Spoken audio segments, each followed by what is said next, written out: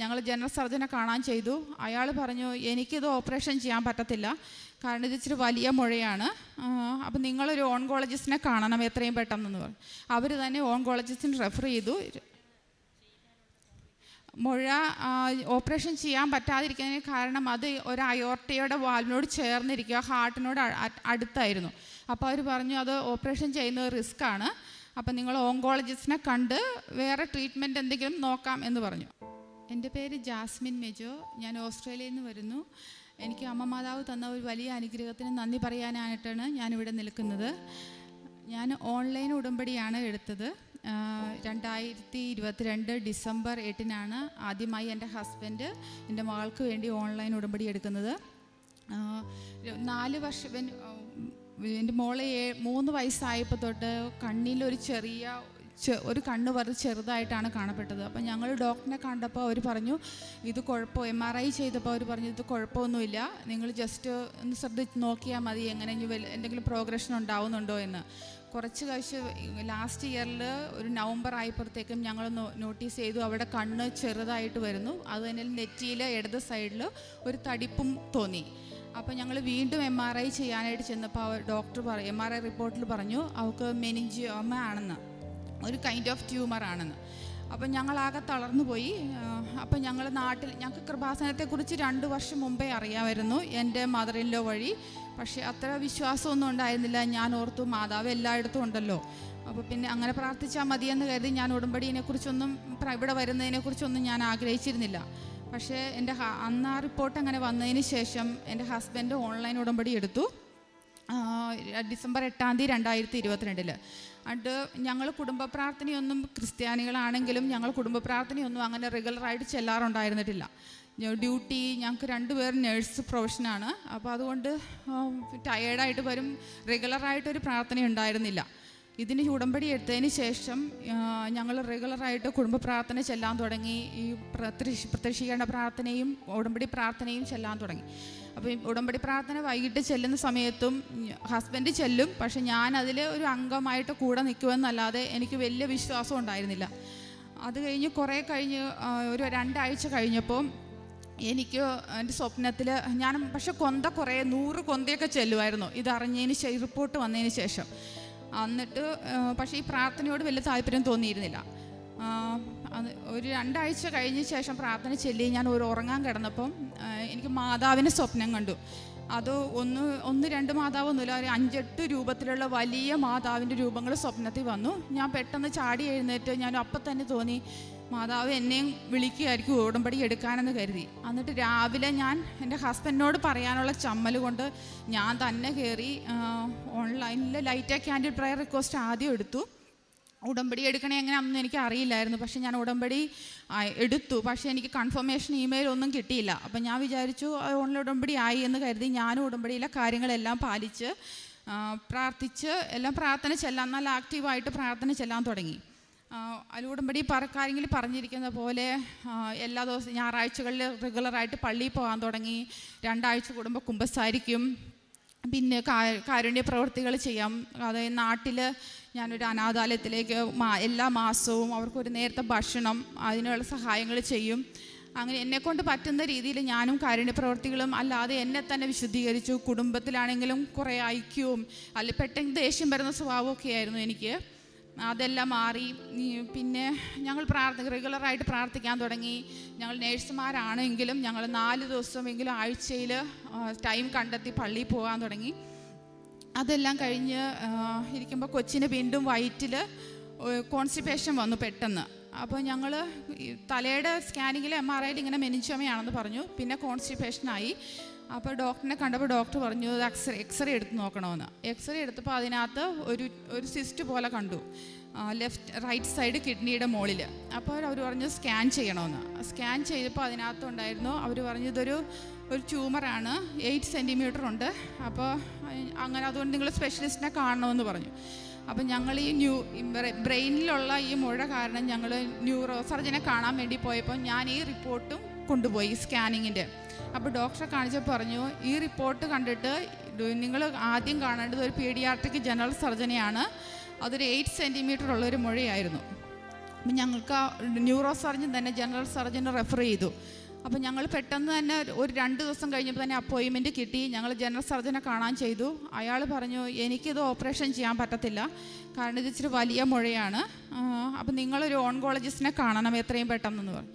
അവർ തന്നെ ഓൺകോളജിസ്റ്റിന് റെഫർ ചെയ്തു. മുഴ ഓപ്പറേഷൻ ചെയ്യാൻ പറ്റാതിരിക്കുന്നതിന് കാരണം അത് ഒരു അയോർട്ടയുടെ വാൽവിനോട് ചേർന്നിരിക്കുക, ഹാർട്ടിനോട് അടുത്തായിരുന്നു.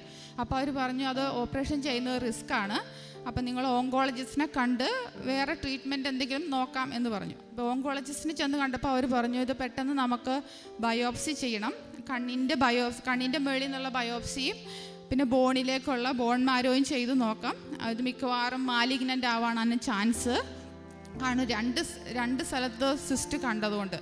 അപ്പോൾ ഓങ്കോളജിസ്റ്റ് അതുകൊണ്ട് പറഞ്ഞു എത്രയും പെട്ടെന്ന് ബയോപ്സി ചെയ്യാം. അപ്പോൾ ബയോപ്സി ചെയ്യുന്ന സെയിം സമയത്ത് തന്നെ അവർ പറഞ്ഞു നമുക്കൊരു സെൻട്രൽ ലൈൻ ഇടണം കൊച്ചിന്, ട്രീറ്റ്മെൻറ്റ് കീമോ തുടങ്ങണം, അത് അത്യാവശ്യമാണ്, 2 പ്രാവശ്യം അനസ്തീഷ്യ കൊടുക്കണ്ടല്ലോ എന്ന രീതിയിൽ. അപ്പോൾ കൊച്ചിന് അനസ്തീഷ്യ കൊടുത്ത് ബയോപ്സി എടുത്തു, സെൻട്രൽ ലൈൻ ഇട്ടു. ഞങ്ങൾ നെക്സ്റ്റ് ഡേ വീട്ടിൽ വിടുന്നതിന് മുമ്പ് ഓങ്കോളജിസ്റ്റ് ഞങ്ങളോട് വന്നിട്ട് പറഞ്ഞു എത്രയും പെട്ടെന്ന് കീമോ തുടങ്ങണം, അഗ്രസീവ് ട്രീറ്റ്മെൻറ്റ് വേണ്ടി വരും കൊച്ചിന്, അങ്ങനെയൊക്കെ പറഞ്ഞ് ഞങ്ങളപ്പോൾ തകർന്നു പോയി. പക്ഷെ അപ്പോഴും എനിക്ക് സാധാരണ നിസ്സാരം എന്തെങ്കിലും കേട്ടാൽ പേടിക്കുന്ന ആളാണ്. പക്ഷെ എനിക്കന്ന് ധൈര്യം ഉണ്ടായിരുന്നു, ഒരു പേടിയും തോന്നിയില്ല. അത് ഞാൻ ധൈര്യത്തോടെ തന്നെ ഇരുന്നു. ഞാൻ തിരിച്ച് വീട്ടിൽ വന്നു കഴിഞ്ഞ് എൻ്റെ ഫ്രണ്ട്സൊക്കെ ഇവിടെ വന്ന് പോയവരുണ്ടായിരുന്നു. അവരുടെ കയ്യിൽ ഉടമ്പടി തൈലവും ഉപ്പും എല്ലാം ഉണ്ടായിരുന്നു. അപ്പോൾ ഇതൊക്കെ അവർക്ക് വന്ന് പരട്ടുകയും ഉപ്പ് ഞാൻ കൊടുക്കുകയൊക്കെ ചെയ്യുന്നുണ്ടായിരുന്നു. അത് കഴിഞ്ഞ് കുറച്ച് നാളുകൾക്ക് ശേഷം ഞങ്ങളോട് ഈ റിപ്പോർട്ടിൻ്റെ ഇവർക്ക് വയറ്റിലെ ബയോപ്സി എടുക്കണമെന്ന് പറഞ്ഞു. ഒരു 2 ആഴ്ച കഴിഞ്ഞപ്പോൾ ഞങ്ങൾ വയറിൻ്റെ ബയോപ്സി എടുക്കാനായിട്ട് പോയി. ബയോപ്സിയുടെ റിപ്പോർട്ടിനകത്ത് തലേന്ന് എടുത്ത ബയോപ്സിയുടെയും വയറ്റിലെ റിപ്പോർട്ട് ഒന്നിച്ചാണ് വരുന്നത്, അതിനുശേഷം 2 ആഴ്ച കഴിഞ്ഞപ്പം.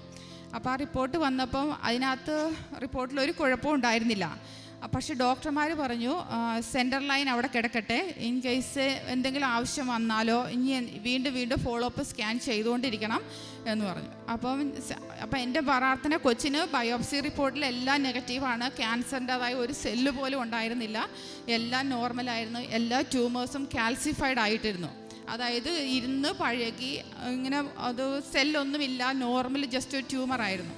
അപ്പോൾ ഡോക്ടർ തന്നെ ഞങ്ങളോട് പറഞ്ഞു ഇതൊരു മിറാക്കിളാണ്, ഞങ്ങൾ ഇതുവരെ ഇത്രയും ഒരു ഏജായിട്ടോ 7 വയസ്സുള്ളൊരു കൊച്ചിന് ഇങ്ങനെ ന്യൂറോബ്ലാസ്റ്റോമ എന്ന ഇത് ക്യാൻസർ അല്ലാതെ കണ്ടിട്ടില്ല.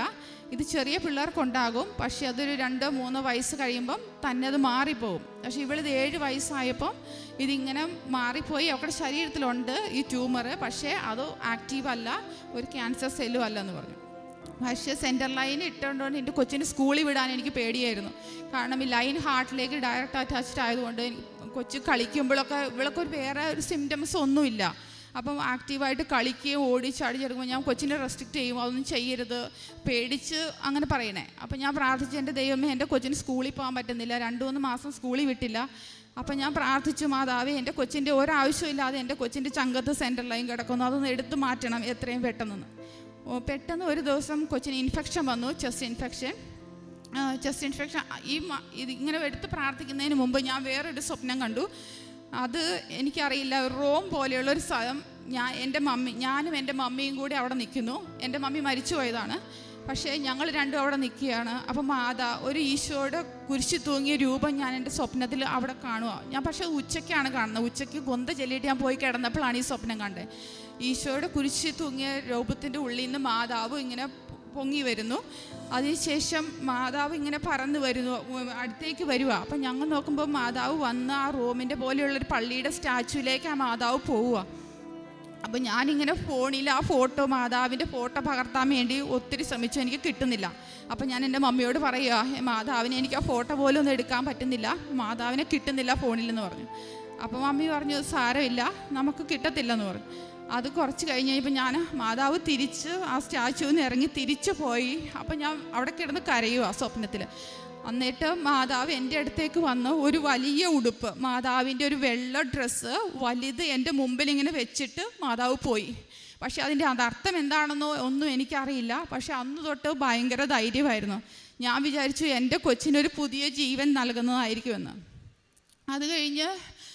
അത് കഴിഞ്ഞാണ് ഇൻഫെക്ഷൻ വരുന്നത് ചെസ്റ്റിൽ. ഇൻഫെക്ഷൻ വന്നു കഴിഞ്ഞപ്പം ഞങ്ങൾ ഡോക്ടറിനെ കാണാൻ ചെന്നപ്പോൾ പറഞ്ഞു അതൊരു MRSA ഇൻഫെക്ഷനാണ്, അത് ആൻറ്റിബയോട്ടിക് റെസിസ്റ്റൻ്റ് ആയിട്ടുള്ള ഇൻഫെക്ഷനാണ്. അപ്പോൾ അതുകൊണ്ട് ഇത് നമുക്ക് ഹാർട്ടിൽ ആ സാധനം വെച്ചുകൊണ്ടിരിക്കാൻ പറ്റത്തില്ല, എത്രയും വേഗം അത് റിമൂവ് ചെയ്യണമെന്ന് പറഞ്ഞു. അപ്പോൾ നെക്സ്റ്റ് ഡേ ഞങ്ങൾ അഡ്മിറ്റായി. നെക്സ്റ്റ് ഡേ റിമൂവ് ചെയ്ത് ഞങ്ങളെ വീട്ടിൽ വിട്ടു. അപ്പം ഞാൻ മാതാവിനോട് പ്രാർത്ഥിച്ചിട്ടുണ്ടായിരുന്നു, ഈ ലൈൻ ഒന്ന് ഊരിത്തരണം മാതാവേ, ഒരാവശ്യമില്ലാതെ എൻ്റെ കൊച്ചിൻ്റെ ചങ്കിലത് കിടക്കുവാണ്, എൻ്റെ കൊച്ചിന് കളിക്കാനോ ചിരിക്കാനോ ഒന്നും, ഒരു കുളിക്കാൻ പോലും പറ്റില്ലായിരുന്നു ശരിക്കും.